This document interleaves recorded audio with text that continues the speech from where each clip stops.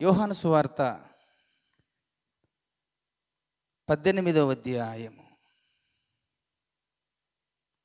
38వ వచనాన్ని మూల వచనముగా చదువుకుందాము. యోహాను సువార్త 18వ అధ్యాయము 38వ వచనం. యేసు, నీవన్నట్టు నేను రాజునే, సత్యమును గూర్చి సాక్ష్యమిచ్చుటకు నేను పుట్టి తిని, ఇందు నిమిత్తమే ఈ లోకమునకు వచ్చి తిని. సత్య సంబంధి అయిన ప్రతివాడును నా మాట వినుననెను.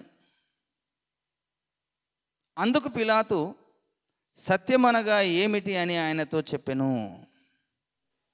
దేవుని బిడ్డలారా, ఈ చదువుకున్న వచన భాగాన్ని ఒక్కసారి పరీక్షించుదాం. ఈ సందర్భం ఎప్పుడు జరుగుతుంది అంటే, యేసు ప్రభువును ఈ లోకంలో ఉండి ఈ లోకంలో తన పరిచర్యని చేస్తున్న సందర్భంలో చివరిసారిగా అతన్ని యూదులు పట్టుకొని అతని మీద నేరారోపణ మోపి అతన్ని తీసుకెళ్ళి పిలాతు యొద్ద నిలబెట్టాడు. పిలాతు అంటే అక్కడ ఆయన గవర్నర్గా ఉన్నాడు, రాజుగా ఉన్నాడు. ఆ పిలాతు దగ్గర నిలబెట్టినప్పుడు పిలాతు యేసుప్రభుని అడుగుతున్నాడు. ఎందుకంటే పిలాతు కూడా యేసయ్య చేసిన ఎన్నో కార్యాలు విన్నాడు, ఎన్నో అద్భుతాలు విన్నాడు. తను ఆ రోజు తీర్పు తీర్చబోతుంటే తన భార్యకు కూడా దేవుడు దర్శనములో కనబడి ఏమి చెప్పాడో ఆయన వస్తుంటే భార్య కూడా చెప్పింది, అయ్యా నువ్వు తీర్పు వెళ్తున్నావు కనుక అతడు నీతిమంతుడు సుమి, జాగ్రత్త, నువ్వు ఎలాంటి తీర్పు తీరుస్తావో అని తన భార్య కూడా తనకు చెప్పి పంపించింది. అప్పుడు యేసుప్రభు భటులు తీసుకెళ్ళి పిలాతు ఎదుట నిలబెట్టారు. అప్పుడు పిలాతు అడుగుతున్నాడు యేసయ్యని, నువ్వు రాజువా అన్నాడు మొదటిగా. అప్పుడు యేసయ్య అన్నాడు, అవును నేను రాజునే అన్నాడు. నువ్వు రాజు అంటే నేను రాజునే. మళ్ళీ అడుగుతున్నాడు పిలాతు, నీ రాజ్యం ఎక్కడ? రాజుల కంటే ఒక రాజ్యం ఉండాలి కదా, అసలు నీ రాజ్యం ఎక్కడా అని అడిగాడు. అప్పుడు యేసయ్య అంటున్నాడు, నా రాజ్యము ఈ లోక సంబంధమైన రాజ్యము కాదు. ఈ లోక రాజ్యము సంబంధమైన రాజ్యం నాదైతే నా సేవకులు నీతో పోరాడతారు అన్నాడు. నా సేవకులు నీతో పోరాడతారు. నా రాజ్యం అంటూ ఈ లోకపరమైన రాజ్యం కాదు అన్నవల్ల పిలాతు కొంచెం ఆశ్చర్యం వేసింది. ఆయన రాజ్యం ఈ లోకపరం కాదంటాడు, మరి ఎక్కడ రాజ్యము? ఆ మీది వచనం చూడండి, నాకు చక్కగా కనబడుతుంది. 35 చదువుతున్నాను. అందుకు పిలాతు, నీవు యూదుడవా ఏమి? నీ స్వజనమును ప్రధాన యాజకులను నిన్ను నాకు అప్పగించారు కదా, నీవేమి చేసితివని అడగగా, యేసు, నా రాజ్యము ఈ లోక సంబంధమైనది కాదు. నా రాజ్యము ఈ లోక సంబంధమైనదైతే నేను యూదులకు అప్పగింపబడకుండునట్లుగా నా సేవకులు పోరాడుదురు, కానీ నా రాజ్యము ఇహ సంబంధమైనది కాదనెను. హల్లెలూయా. ఆ కింద చెబుతున్నాడు, అందుకని యేసు నీవన్నట్టు నేను రాజునే అంటే యేసయ్య రాజ్యం అనేది ఈ లోక సంబంధమైన రాజ్యం కాదు. ఈ లోకంలో ఎన్నో రాజ్యాలు ఉన్నాయి, ఈ లోకంలో ఎన్నో దేశాలు ఉన్నాయి, దేశానికి ఒక రాజు ఉన్నాడు. కనుక నా రాజ్యం ఈ లోక సంబంధమైనది కాదు. నా రాజ్యం ఈ లోక సంబంధం అయితే నా సేవకులు నీతో పోరాడతారు అన్నాడు. అప్పుడు ఆయనకు భయం వేసింది, ఈయన రాజ్యం ఎక్కడ? కనుక యేసయ్య భూమి మీద ఉన్నప్పుడు ఎన్నోసార్లుగా దేవుని రాజ్యమును గురించిన మర్మములు చెప్పుతున్నాను, దేవుని రాజ్య సువార్త ప్రకటిస్తున్నాను, దేవుని రాజ్యము మీ మధ్యనే ఉన్నది అని ఎన్నోసార్లు ఆయన రాజ్యం గురించి మాట్లాడుతూ వచ్చాడు సందర్భానుసహితంగా. ఇక్కడ కూడా నేను రాజునే, నా రాజ్యం ఈ లోక సంబంధమైనది కాదు అన్నాడు. అంటే ఆయనకంటూ ఒక రాజ్యం ఉన్నది, ఆ రాజ్యములో ఆయన రాజు. ఆ రాజ్యము ఈ లోక సంబంధమైనది కాదు, ఆయన రాజ్యము పరలోక సంబంధమైనది. దేవునికి స్తోత్రం కలుగునుగాక. ఈ మాట అంటూ ఆయనకు చక్క మాట చెప్పింది ఏంటంటే, నేను సత్యమును గురించి వచ్చి తిని, నేను సత్యమును స్థాపించడం కొరకే ఈ లోకానికి వచ్చాను. అంటే ఆయన మాట అక్కడ మనం చాలా గమనించవలసింది. అది పిలాతుకు కూడా అర్థం కాలేదు సత్యం అంటే ఏమిటో. అందుకే ఆయన కూడా అడుగుతున్నాడు, అసలు సత్యం అంటే ఏమిటి? కనుక యేసయ్య ఒక్కొక్కసారి మాట్లాడినప్పుడు తన మాట ఒక అద్భుతమైనటువంటి వ్యక్తిని ఆలోచింపజేసే విధంగా మాట్లాడతాడు. అంత పెద్ద రాజుకే అర్థం కాలేదు సత్యం అంటే ఏమిటో. నేను చదువుకున్న వచన భాగంలో ఉంది కదడా, నీవన్నట్టు నేను రాజునే, సత్యమును గూర్చి సాక్ష్యం ఇచ్చుటకు నేను పుట్టి తిని అన్నాడు. ఆయన ఎందుకు పుట్టాడట ఈ లోకంలో? సత్యమును గూర్చి సాక్ష్యం ఇచ్చుటకు పుట్టి. అంటే ఏమి లేదు ఈ లోకంలో, ఈ లోకంలో ఏమి లేదు, సత్యము లేదు. సత్యము లేదు కనుకనే నేను సత్యమును గురించి సాక్ష్యం ఇచ్చుటకే పుట్టి తిని అన్నాడు. మరి సత్యం లేకుండా ఏమున్నది ఈ లోకంలో? ఏమున్న సత్యానికి వ్యతిరేకమైన పదం ఏంటిది? అసత్యము, అబద్ధము. ఈ అసత్యము, ఈ అబద్ధం ఎక్కడి నుంచి వచ్చింది కదండి? ఈ అసత్యము, ఈ అబద్ధం ఎక్కడికి వెళ్ళి వచ్చింది? ఎప్పుడు వచ్చింది అసత్యము, ఎప్పుడు వచ్చింది అబద్ధము? అంటే ఏదైనా తోటలోనే ఆరంభమైంది. సత్యం ఎప్పుడు వచ్చిందంటే, అబద్ధం ఎప్పుడు? ఏదైనా తోటలోనే ఆరంభమైంది అబద్ధము. దేవుడు ఆదాముతో చెప్పినప్పుడు, అయ్యా ఈ మాట తినవద్దు అని ఖండితంగా దేవుడు ఆజ్ఞాపించాడు.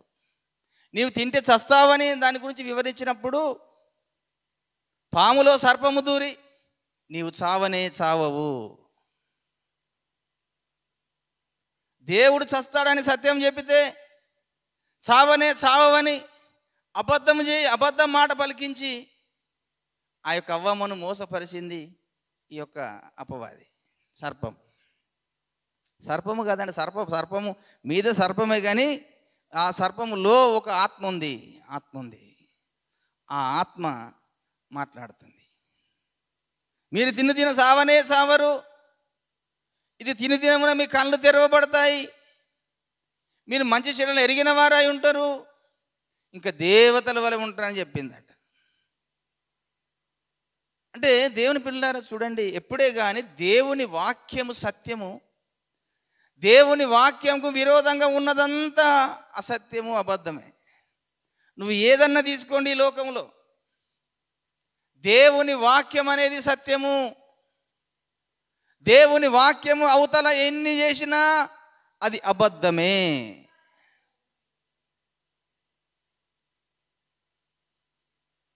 కనుక లోకములో సత్యము లేదు, దేవుని వాక్యము లేని కాలము. దేవుని వాక్యం అనేది ప్రజలకు అందని కాలము. అప్పుడున్నటువంటి యూదులకు మాత్రమే, ఇశ్రాయేలులకు మాత్రమే ధర్మశాస్త్రము దొరికింది, కానీ దేవుని మాటలు దొరికాయి, కానీ మానవ జాతి అంతటికి దేవుని వాక్యం దొరకలేదు. మానవ జాతి అంతటికి దేవుని యొక్క వాక్యం దొరకకుండా అందరూ కూడా సత్యమును తెలుసుకోకుండా అసత్యములు, అబద్ధంలోనే ఉన్నారు. కనుక వారు అసత్యములో ఉండి ఏమి చేశారట? అబద్ధములో ఉండి ఏమి చేశారు వారు? రోమపత్రిక 1వ అధ్యాయంలోకి రండి, ఏం చేశారో వారు. 21 నుంచి చదువుతున్నాను. మరియు వారు దేవునిని ఎరిగి ఆయనను దేవునిగా మహిమపరచలేదు, కృతజ్ఞతాస్తుతులు చెల్లింపను లేదు, కానీ తమ వాదముల యందు వ్యర్థులైరి. వారి అవివేక హృదయము అంధకారములాయెను.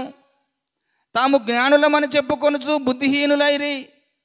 వారు అక్షయుడగు దేవుని మహిమను క్షేమగు మనుషుల యొక్కయు పక్షుల యొక్కయు చతుష్పాద జంతువుల యొక్కయు పురుగుల యొక్కయు ప్రతిమ స్వరూపులుగా మార్చి ఈ ఏతువు చేత వారు తమ హృదయములలో దురాశలను అనుసరించి తమ శరీరములను పరస్పరము అవమానపరుచుకొనున్నట్లు దేవుడు వారిని అపవిత్రతకు అప్పగించెను.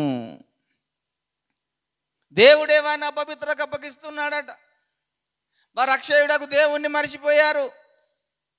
క్షేమైపోయే పురుగుల యొక్కయు చతుష్పాద జంతువుల యొక్కయు ప్రతిమ స్వరూపాలు చేసి సృష్టించిన దేవుణ్ణి మరిచిపోయి సృష్టికర్తను విడిచిపెట్టి సృష్టమును మాత్రమే సేవించు పూజించు వచ్చారట. కనుక వారు అక్షయుడకు దేవుణ్ణి మరిచిపోయి క్షేమయ్యే వాటిని మీద వారు మనసు పెట్టి వాటిని పూజ చేసుకుంటూ వచ్చారు. కనుక వారి అవివేక హృదయము అంధకారములాయెను అన్నాడు. ఆ కింద చూడండి, ఆ మాట కనబడుతుంది 25లో. అట్టివారు దేవుని సత్యమును అసత్యమునకు మార్చి సృష్టికర్తకు ప్రతిగా సృష్టమును పూజించి సేవించిరి. యుగముల వరకు ఆయన స్తోత్రార్హుడై ఉన్నాడు. ఆమేన్. వీళ్ళు ఏం చేశారట? సత్యమునకు బదులు సత్యమును ఏం చేశారు? అసత్యముగా మార్చారు. ఎలా మార్చారు? అక్షయుడకు దేవుణ్ణి మర్చిపోయి సృష్టికర్త అయిన దేవుణ్ణి మర్చిపోయి పురుగుల యొక్కయు జంతువుల యొక్కయు రకరకాలటువంటి ప్రతిమలు చేసుకొని వాటికి సాగిలపడి నమస్కారం చేస్తున్నారు. వారికి సత్యము దొరకకుండా వారు అసత్యంలో ఉన్నారు. కనుక వారికి సత్యమును అందించడం కొరకు నేను వచ్చానంటాడు యేసయ్య. దేవునికి స్తోత్రం కలుగును గాక. వారికి సత్యమును నేను చెప్పడం కొరకు వచ్చాను. ఈరోజు ప్రసంగంలో యేసయ్య ఎందుకు ఈ లోకానికి వచ్చాడో ఒక 4 విషయాలు చెప్పి ముగిస్తాను. క్రిస్మస్ మాసం కనుక యేసయ్య ఎందుకు వచ్చాడో ఈ లోకానికి 4 విషయాలు చెప్పి ముగిస్తాను. మొదటిగా, మనుషుడు సత్యము నుంచి తొలగిపోయి అసత్యములోకి వెళ్ళిపోయాడు. కనుక ఆ అసత్యమును ఉంచి వారిని విడిపించి వారికి సత్యమును నేర్పించడం కొరకు యేసయ్య లోకానికి వచ్చాడు. అందుకే నేను సత్యమును స్థాపించుటకే ఈ లోకమున పుట్టి తిని అన్నాడు. కనుక యేసయ్య వచ్చిన తర్వాతనే ఈరోజు యావత్ భూమి మీద ప్రపంచమంతటికి యేసయ్య వాక్యం వెళ్ళిపోతుంది. యేసయ్య రాకపోతే ఈ వాక్యం అందరికీ తెలిసేది కాదు, మరుగున పడిపోయేది. యూదులకు మాత్రమే రక్షణ దొరికేది, ఇశ్రాయేలుకు మాత్రమే దేవుడు పరిచయం చేసుకున్నాడు. కనుక మొదటిగా ఆయన వచ్చింది ఈ భూమి మీద సత్యమును ప్రకటించడం కొరకు వచ్చాడు. ఈ లోకంలో పుట్టాడు. మొదటి పాయింట్. రెండవ పాయింట్ ఏంటిదంటే యేసయ్య ఎందుకు పుట్టాడు ఈ లోకంలోనంటే, నేను పాపులనే పిలువ వచ్చి తిని కానీ నీతిమంతులను పిలువ రాలేదు అన్నాడు. మత్తయి సువార్త 9వ అధ్యాయం 13వ వచనం.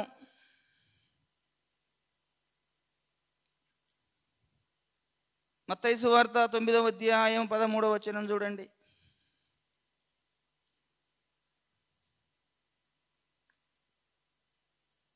అయితే నేను పాపులను పిలువ వచ్చి తిని కానీ నీతిమంతులను పిలువ రాలేదు కనుక కనికరమునే కోరుచున్నాను కానీ బలిని కోరు వాడను కాను. బలిని కోరను అను వాక్యము భావమేమిటో మీరు వెళ్ళి నేర్చుకొనుడని చెప్పాను. బలిని కోరు అనే వాక్యం మీరు వెళ్ళి ఎక్కడ నేర్చుకోమంటున్నాడు? బలి అంటే ఏ బలి? కనుక బలులు అనేది యేసయ్య రాక మునుపు పాపక్షమాపణ నిమిత్తము యూదులందరూ బలులు అర్పించేటువంటి క్రమము పెట్టాడు దేవుడు. అప్పుడు వారందరూ మనిషిని పాపం పోవాలంటే ఒక మేకను కానీ గొర్రెను కానీ వధించి తన రక్తాన్ని చిందిస్తే అప్పుడు వారికి పాపక్షమాపణ కలిగేది. ఇంకా అది యేసయ్య రానంత వరకు చెల్లింది. యేసయ్య వచ్చిన తర్వాత ఆ బలిని తీసేసిండు. ఆయన మన కొరకు బలియాగమయ్యాడట. కనుకనే యేసయ్య మనకు బలి పశువు అన్నాడు. యేసయ్య మనకు బలి పశువుగా వధించబడ్డాడు. పస్కా బలి పశువు అన్నాడు యేసయ్యను పట్టుకొని. 1 కొరింథీ పత్రిక 5వ అధ్యాయము 7వ వచనం చూడండి. కొరింథీలకు రాసిన మొదటి పత్రిక 5వ అధ్యాయము 7వ వచనంలో,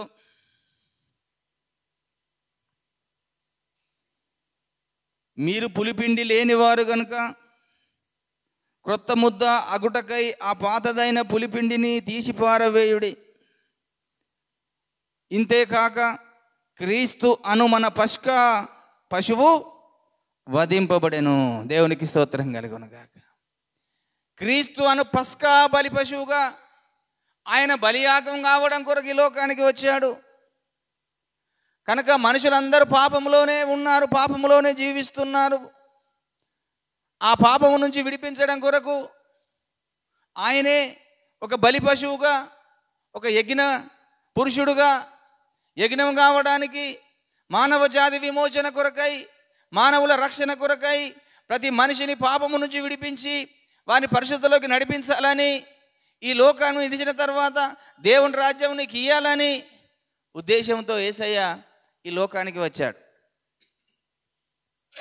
కనుక రెండవ కారణము, నేను పాపులనే పిలువవచ్చి తిని కానీ నీతిమంతులను పిలువరాలేదు అన్నాడు.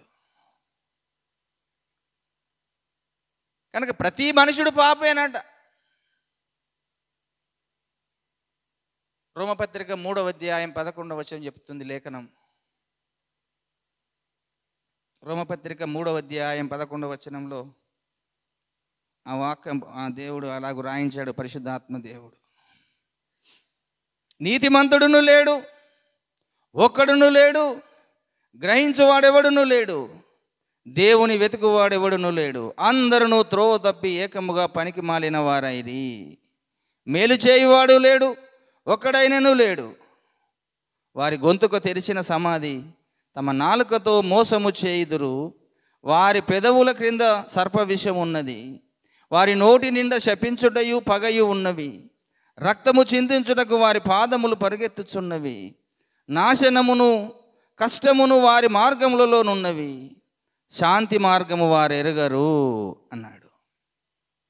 ఏ భేదమును లేదు, ఒక్కడు కూడా నీతిమంతుడు లేకుండా పాపం అయిపోయాడట. కనుక వారు ఆ విధంగా ఉన్నారని వారిని రక్షించడం కొరకు యేసయ్య ఈ లోకానికి పాపులను రక్షించడం కొరకు వచ్చాడు. ఇది రెండవ కారణం. ఇక మూడవ కారణాన్ని చూద్దాం. ఈ పాపం వల్ల వచ్చు జీతము మరణము. అంతే కదండి. పాపం వల్ల వచ్చు జీతం ఏంటిది? మరణము. ఇదే రోమపత్రిక 6వ అధ్యాయం 3:23లో చూడండి ఏమున్నదో. ఏ భేదమును లేదు, అందరూ పాపము చేసి దానికి మహిమను పొందలేకపోతున్నారు. 6:23 అనుకుంటామ్మా. రోమపత్రిక 6:23 చూడండి. 6వ అధ్యాయం 23వ వచనం.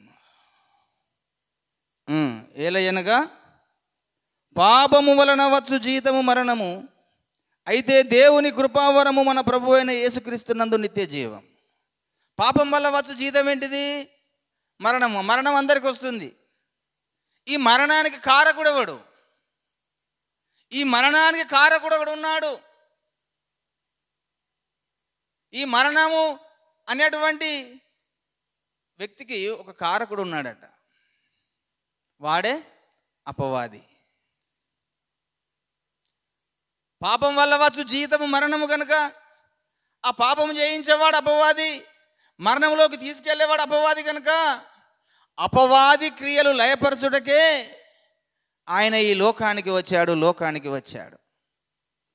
ఆయన కూడా అపవాది క్రియలు లయపరిచి మరణము గల వారిని మనకు విడుదల కలుగజేసి మనకు జీవాన్ని ఇవ్వడం కొరకు ఆయన కూడా మన లెక్కనే రక్త మాంసములలో పాలివారయ్యాడట. ఎబ్రీ పత్రిక 2వ అధ్యాయము 14వ వచనము.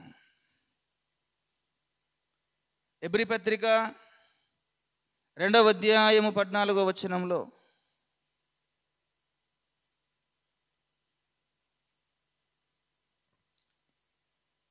కాబట్టి పిల్లలు రక్త మాంసములు గలవారైనందున ఆ ప్రకారమే మరణము యొక్క బలము గలవానిని, అనగా అపవాదిని మరణము ద్వారా నశింపజేయుటకు జీవితకాలమంతయు మరణ భయము చేత దాస్యమునకు లోబడిన వారిని విడిపించుటకును ఆయన కూడా రక్త మాంసములలో పాలివాడాయను.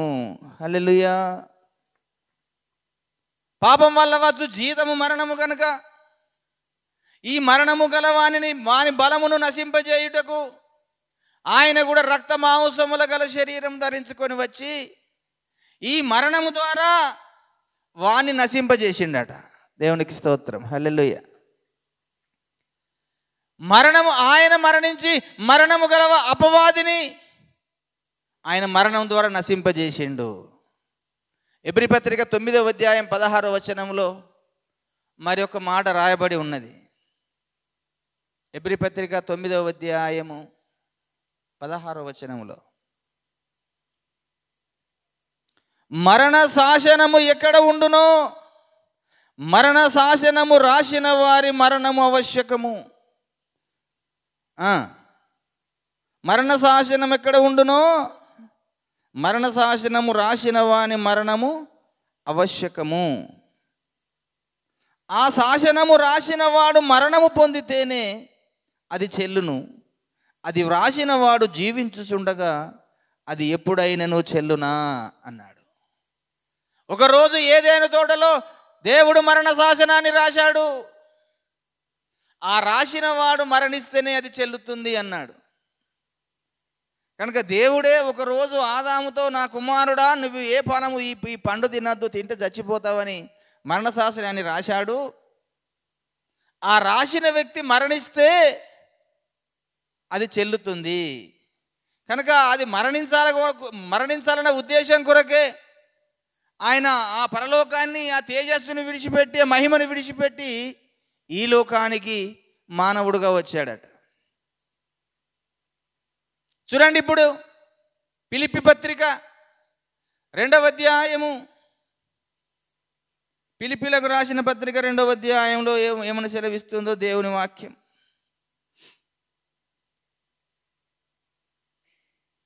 6వ వచనం చదువుతున్నాను. ఆయన దేవుని స్వరూపము కలిగిన వాడయుండి దేవునితో సమానముగా ఉండుట విడిచిపెట్టకూడని భాగ్యమని ఎంచుకొనలేదు, కానీ మనుషుల పోలికగా పుట్టి దాసుని స్వరూపమును ధరించుకొని తన్ను తానే రిక్తునిగా చేసుకొనెను. మరియు ఆయన ఆకారమందు మనుషుడుగా కనబడి మరణము పొందునంతగా, అనగా శిలువ మరణము పొందునంతగా విధేయత చూపిన వాడై తన్ను తాను తగ్గించుకొనెను. హల్లెలూయా. ఆయన దేవాది దేవుడై ఉన్నాడు, దేవునితో సమానుడుగా ఉన్నాడు. ఆ దేవాది దేవుడై ఉండి, దేవునితో సమానుడై ఉండి ఆయన ఈ సింహాసనాన్ని విడిచిపెట్టుకునే భాగ్యం ఎంచుకోలేదట. ఆయన ఆ సింహాసనాన్ని విడిచిపెట్టుకున్నాడు, ఆ మహిమను విడిచిపెట్టుకున్నాడు, ఆ తేజస్సును విడిచిపెట్టుకున్నాడు. ఆయన ఆకారమందు మనుషునిగా కనబడ్డాడు. మన లెక్కనే మనలాంటి శరీరం ధరించుకునే ఈ లోకానికి వచ్చాడు. శిలువ మరణము పొందినంతగా ఆయన వేదన పడ్డాడు. శిలువ మరణం పొందినంతగా ఆయన బాధపడ్డాడు. ఆయన మరణిస్తేనే ఆ మరణమునకు గలవాన్ని లయపరచడం కొరకు అంత పెద్ద సింహాసనాన్ని, మహిమను విడిచిపెట్టుకొని ఈ లోకానికి వచ్చి మరణిస్తే, ఆయన మరణించడాన్ని బట్టి ఇటు అపవాది యొక్క మరణము గలవాడు బంధించబడ్డాడు. కనుకనే ఆయన లేచిన తర్వాత, మరణమా నీ విజయం ఎక్కడ, మరణమా నీ ముల్లెక్కడని మరణమునకు సవాలు చేసిన వ్యక్తి ఒకే ఒక్క వ్యక్తి, ఆయన మన యేసయ్య. దేవునికి స్తోత్రం కలుగునుగాక. కనుక మరణము నుంచి ప్రజలను విడిపించి నిత్య జీవం ఇవ్వడం కొరకు ఆయన ఈ లోకానికి వచ్చాడు. 4వ కారణం, మత్తయి సువార్త 5వ అధ్యాయం 17వ వచనం. మత్తయి సువార్త 5వ అధ్యాయం 17వ వచనంలో,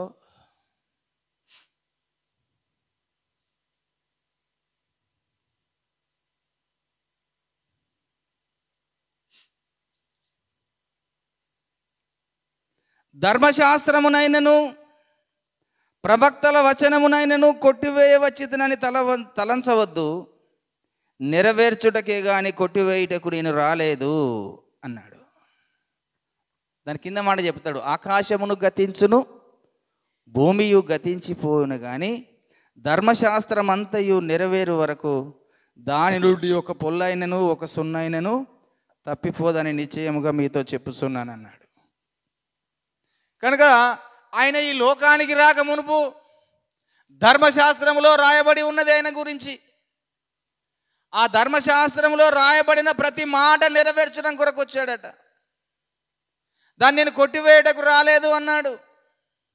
చూడండి, యేసయ్య తన వాక్యమును ఏ విధంగా నెరవేర్చాడో, తనను గురించి ప్రవచించిన ప్రవక్తల ప్రవచనములు ఏ విధంగా నెరవేర్చడం కొరకు వచ్చాడో. అంటే దేవుని నోట నుండి వచ్చిన ప్రతి మాట ఇందులో రాయబడ్డది కనుక ఈ రాయబడ్డ ప్రతి ప్రవచనము నెరవేర్చడం కొరకు ఆయన వచ్చాడు.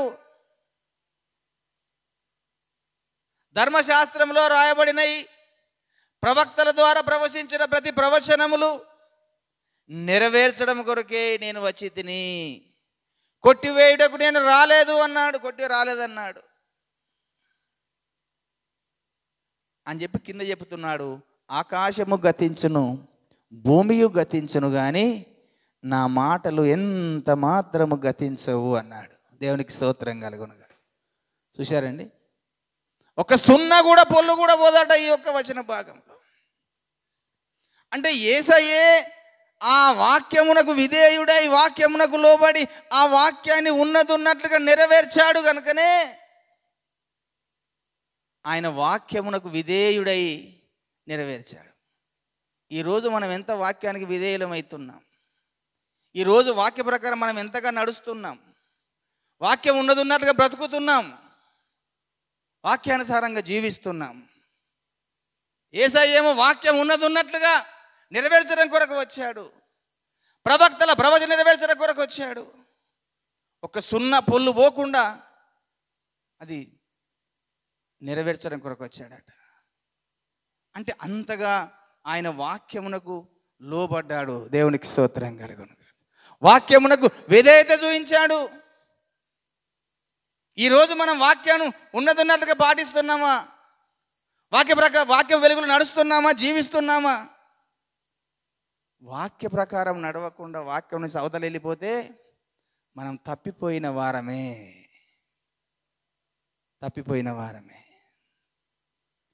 కనుక మన దేవుడు, మన ముందు మన రక్షకుడు వాక్యం ఉన్నట్లుగా దాని ప్రకారం నడుచుకున్నాడట. ప్రవక్తలు రాసిన ప్రతి ప్రవచనము, ధర్మశాస్త్ర సంగతులన్నీ నెరవేర్చుటకే వచ్చి తిని కానీ కొట్టివేయుటకు రాలేదన్నాడు. హల్లెలూయా. ఇలా నెరవేర్చిన తర్వాత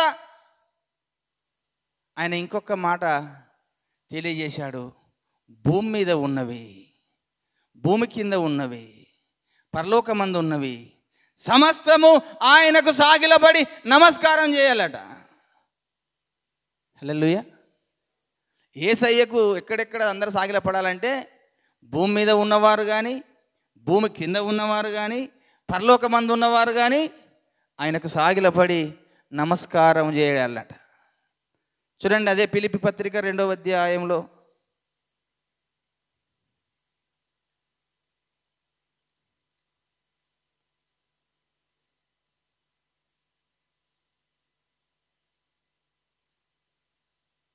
9వ వచనం చదువుతున్నాను.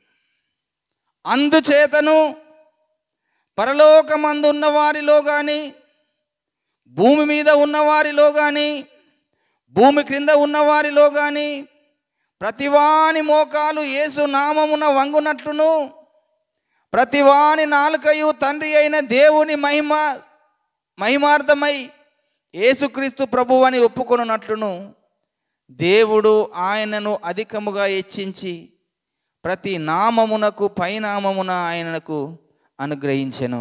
ఆమేన్. హల్లెలూయా. ఆయన భూమి మీదకి రాకపోతే భూమి మీద ఉండేటువంటి మనుషులు ఆయనకు సాగిలపడి నమస్కారం చేసేవారు కాదు.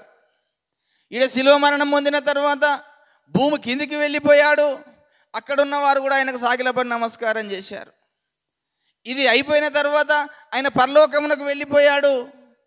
పరలోకములో ఉన్నవారు కూడా ఆయనకు సాగిలపడి నమస్కారం చేస్తున్నారట. చూడండి, ప్రకటన గ్రంథము 5వ అధ్యాయము ప్రకటన గ్రంథము 5వ అధ్యాయము 13వ వచనము. అంతట పరలోకమందును భూలోకమందును భూమి కిందను సముద్రములోను ఉన్న ప్రతి సృష్టము అనగా వాటిలోనున్న సర్వమును సింహాసనాసీనుడై ఉన్నవానికిని గొర్రెపిల్లకును స్తోత్రమును ఘనతయు మహిమయు ప్రభావమును యుగ యుగములు కలుగునుగా కాని చెప్పుట వింటిని. ఆ 4 జీవులు ఆమెనని చెప్పగా పెద్దలు సాగిలపడి నమస్కారం చేసిరి. హల్లెలూయా. పౌలు గారి ద్వారా ఆ మాట రాయబడ్డది. పరలోకములో కూడా ఆయనకు సాగిలపడి నమస్కారం చేస్తారని యోహాను గారికి చూపించాడు. యోహాను గారు కూడా అది చూసి రాశాడు. కనుక యేసయ్య ఈ లోకానికి వచ్చింది ఇటే భూమి మీద ఉన్న మానవుల రక్షణ కొరకై, భూమి కింద ఉన్న ఆత్మల రక్షణ కొరకై, పరలోకంలో ఉన్నటువంటి దేవదూతలు కెరూబులు అందరూ కలిసి ఆయనకు సాగిలపడి నమస్కారం చేయాలని ఆయన ఈ లోకానికి వచ్చాడు. కనుక పరలోకంలో ఉన్నవారు ఆయనకు సాగిలపడుతున్నారు, భూమి మీద ఉన్నవారు ఆయనకు సాగిలపడుతున్నారు, భూమి కింద ఉన్నవారు సాగిలపడుతున్నారు. అయ్యా మోషే, ఏ దేశానికి పోయినావు? ఉన్నావా? హల్లెలూయా. ఆ విధంగా దేవుని బిడ్డలను చూడండి, భూమి మీద ఉన్నవి కానీ పరలోకము సమస్తము ఆయన ఎదుట సాగిలపడి నమస్కారం చేయాలట. అది దేవుడు ఏర్పాటు. అది 4వ విషయం. ఇక చివరి 5వ విషయం ఏంటిదంటే,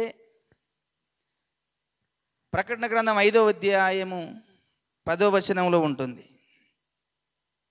నీవు ఆ గ్రంథమును తీసుకొని దాని ముద్రలను విప్పుటకు యోగ్యుడవు.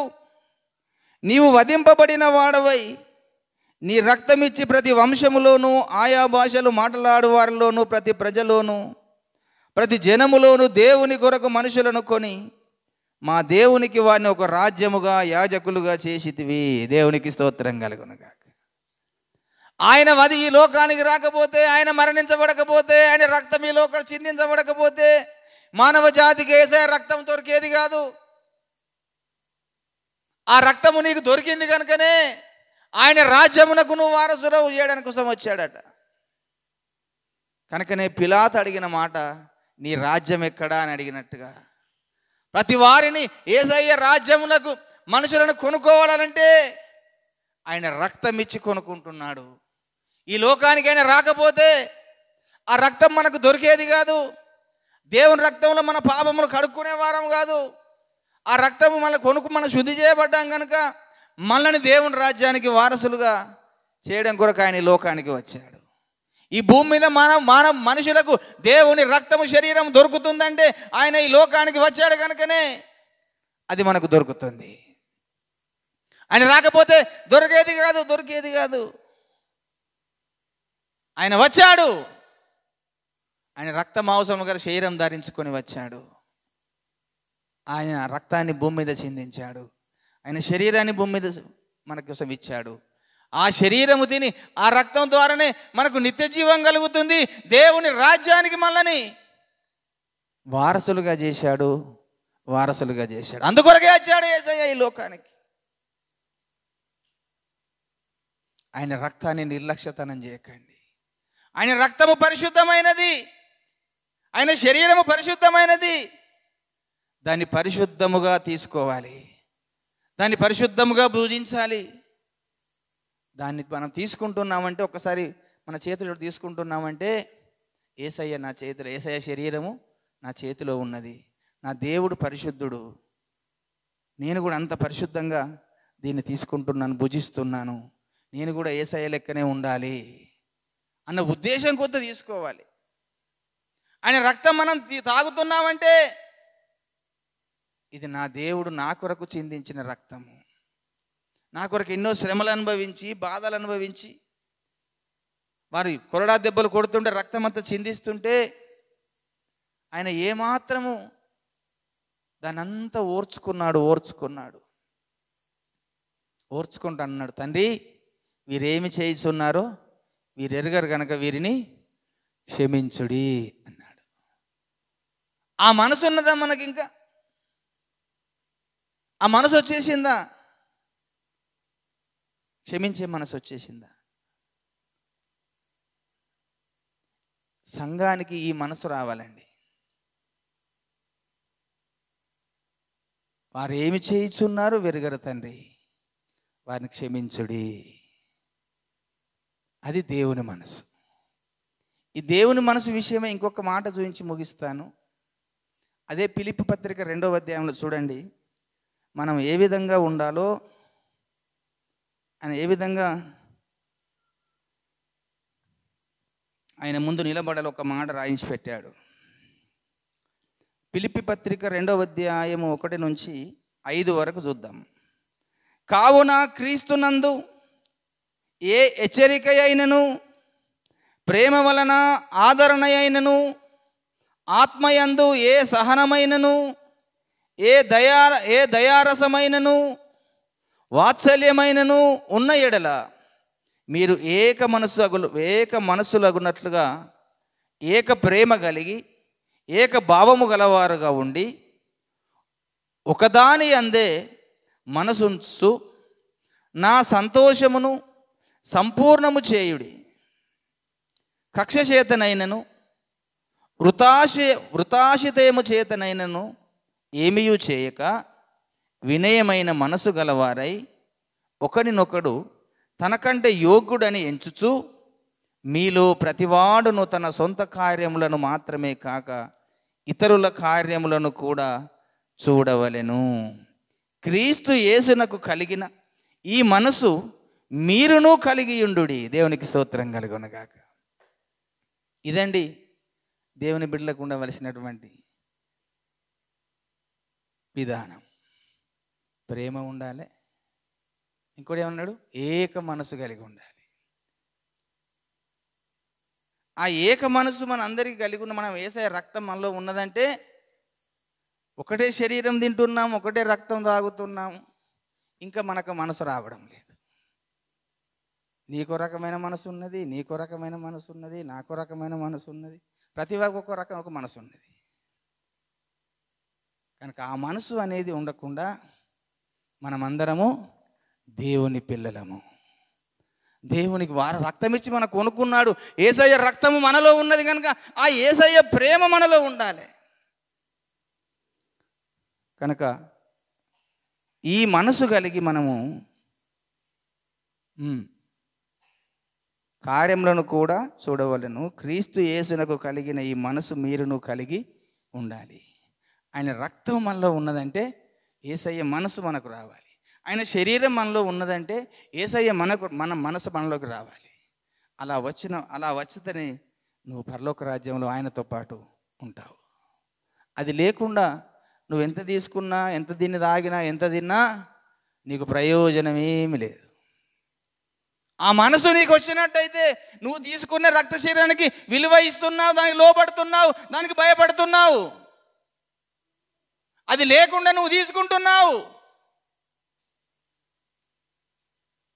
అలా తీసుకుంటే మనకు మనమే శిక్షావిధి కలగొట్టకే దాన్ని తిని త్రాగుతున్నామాట. అలా కాకుండా ఆ రక్తం మనకు దొరుకుతుందంటే, నా దేవుడు 2000 ఈ లోకానికి వచ్చి ఇదే డిసెంబర్లో జన్మించాడు కనుక ఆయన రక్తం నాకు దొరికింది, నన్ను దేవుని రాజ్యానికి వారసుడిగా చేశాడు నా దేవుడని సంతోషంతో, ఆనందంతో మనము పండుగ చేసుకోవాలి. ఇది వచ్చేంత క్రిస్మస్ పండుగ జరుగుతుంది, యావత్ ప్రపంచంలో జరుగుతుంది. నవంబర్ 25 నుంచి డిసెంబర్ 25 వరకు నెల రోజులు ప్రపంచవ్యాప్తంగా ఈ పండుగ జరుగుతూనే ఉంది. అన్ని సంఘాల్లో జరుపుకుంటున్నాడు. సంతోషం, ఆనందం. నా దేవుడు నా కొరకు పుట్టాడు. ఆయన పుట్టకపోతే నాకు ఆయన రక్తశరీరం దొరికేది కాదు. ఆయన దొరికింది కనుకనే నేను ఆయన బిడ్డను, ఆయన నా తండ్రి. ఆయన కోసం నేను ఎంతగానో సంతోషం, ఆనందం కలుగుతూ ముందుకు సాగుదాం. ఈ కొద్ది మాటలు దేవుడు దీవించునుగాక. ప్రార్థన చేసుకుందాం.